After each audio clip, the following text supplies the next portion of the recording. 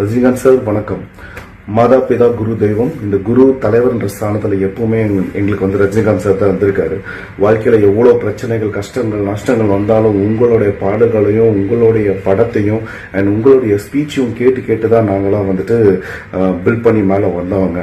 So அப்படிப்பட்ட எங்கள் குரு ஒரு தலைவர் வந்துட்டு இன்னும் ஒரு ஃபோமான டிசிஷன் எடுக்காமல் இருக்கிறது எங்களுக்கு ரொம்ப கஷ்டமாக இருக்குது. அந்த நீங்கள் சொன்ன மாதிரி தலைவர்ன்ற அந்த வெற்றிடத்துக்கு நம்ம வந்து விஜயம் நிரப்புவோம்.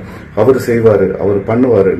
நம்ம தைரியமாக இப்போவாது ஒரு போல்டான டிசிஷன் எடுப்போம் சார். இன்னும் நீங்கள் வந்துட்டு உங்கள் பணத்தையும் பேரையும் புகழையும் காப்பாற்றிக்கிறதுக்கு அடுத்த ஆட்சி என்ன நடக்க போகுது அப்படின்றத உங்கள் யுக்திகளில் கண்டுபிடிச்சு அவங்களுக்கு நீங்கள் ஆதரவை தெரிவிக்கிறத விட மக்களுக்காக பேசுங்க, உங்கள் பணத்துக்காக பேசாதீங்க.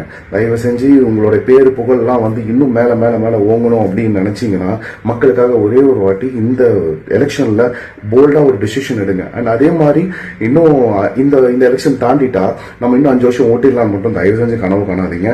நம்ம ரசிகர்கள் எல்லாம் வந்துட்டு ஏகப்பட்ட பேர் டிஎம் பண்ணியிருக்காங்க, எனக்கு மெசேஜ் பண்ணியிருக்காங்க. இது மாதிரி வந்துட்டு நீங்கள் போல்டாக பேசுனீங்க, நீங்கள் நல்லா சொன்னீங்க, இன்னும் நிறைய பேருக்கு இது புரியாமல் இன்னும் நம்ம வந்து மூழ்கிட்டு இருக்கோம் அப்படின்றது. அவங்க வந்து உங்களை வந்து ஒரு கலைஞர், ஒரு நல்ல ஒரு ரஜினி ரசிகராக வந்து உங்களை வந்து கவனிச்சிட்டு இருக்காங்க. பட் நாங்கள் வந்து அதுக்கும் மேலே நீங்கள் ஏதாவது செய்வீங்கன்னு எதிர்பார்த்தவங்க.